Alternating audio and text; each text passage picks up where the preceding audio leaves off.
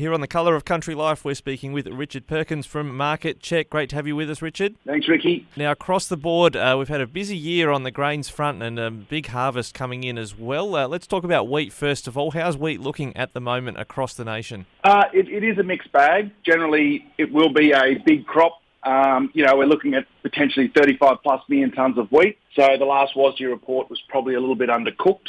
And that's due to bigger yields in Western Australia. CBH came out during the week announcing they've taken a bin buster over there, 16 plus million tonnes in the supply chain. They're still a few weeks from finishing harvest. And over on the East Coast, again, big crop in New South Wales. Yes, potentially between 6 to 9 million tonnes of feed wheat in New South Wales, but yields are still good. The Victorian crop's good quality. South Australian crop's also a mixed bag. So, yeah, very mixed bag. East Coast, plenty of feed wheat, but generally right across Australia, there'll still be a lot of milling wheat to export and obviously a lot of wheat, full stop. And it seems there's some sort of buffer in terms of if the quality's down, there's still a decent price being on offer on the international market. Yes, it depends which state you're in. Over in Western Australia, there's a lot of ASW coming off around that 9% protein, and the discount to APW over there on ASW is anywhere from 60 to 80, depending on what zone you're in. In South Australia, there's been some feed wheat coming off, some downgraded quality wheat. Over on the EP, and it's been hammered over the past 3 to 4 weeks. And if you move further around to, say, Victoria, not much feed wheat in Victoria. They had a pretty good run at it, but in New South Wales, SFW, AGP, style wheat, which is, low falling number, downgraded quality wheat.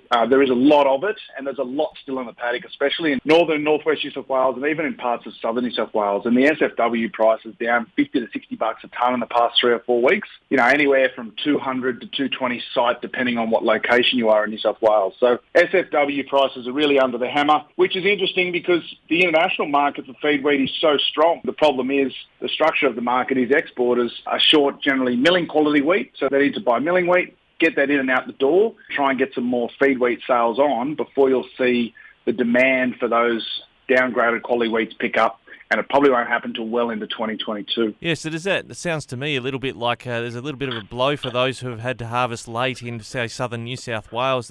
It's cost them on the price front. It has. Even milling wheat, if you harvested late and didn't have any sales on, you've been unfortunate because the milling wheat price has dropped anywhere from $40 to $45 a tonne across southern New South Wales. In the north, it's dropped even more, $60 to $70 a tonne. And that's really on the back of, we're really in the middle of harvest selling pressure. And I suppose if you're still harvesting and you've got no sales on, it is a bit unfortunate, but there's not much you can do. It's so wet up in parts of northern New South Wales, some growers didn't even know if they could get on at all, so there wasn't much they could do. Yeah, absolutely. Now, that's how things have gone on the cropping front. Probably similar, I'm guessing, on barley, but what about the pricing on barley? How's that tracking at the moment? Yeah, obviously with a bigger feed wheat crop, we don't generally produce a lot of feed wheat, but this year we will. It's put pressure on the feed barley price. So it's off anywhere from $30 to $35 a tonne, and it's probably a discount of $20 to $25 under those SFW GP style wheats.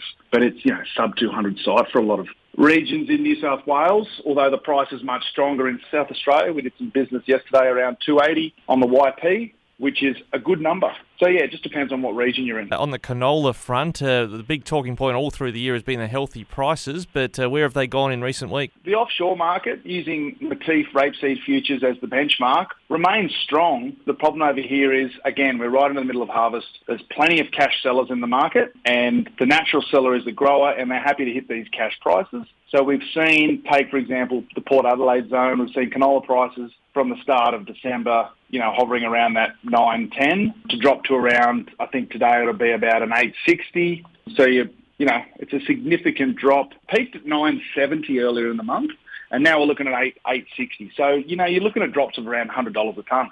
And even more so in Victoria and New South Wales, where there was a bit of a concern around low test weight canola. There is going to be a lot of canola 2 and low test weight canola in southern New South Wales. And there was a concern there might not be enough canola 1, but it turns out there is. And as a result, canola prices in Victoria also dropped $100 a tonne just in the past sort of week. So it's really fallen off a cliff.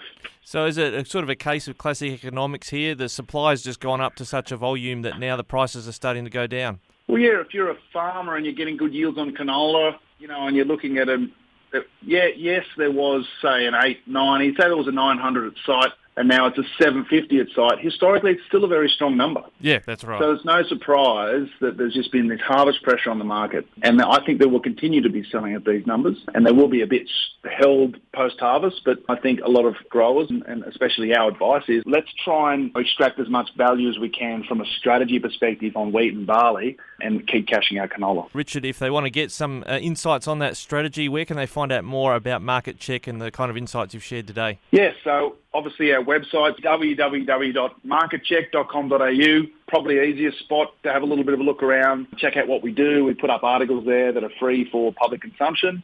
There's a few videos, and obviously our phone number there for South Australia or the East Coast if you want to give us a call anytime. Pretty simple, or just Google Market Check. I'm sure it will pop up. All right, Richard Perkins, thank you so much for those excellent insights today, and you have yourself a great Christmas as well. Good on you, Ricky. Have a good one. Thank you, everyone.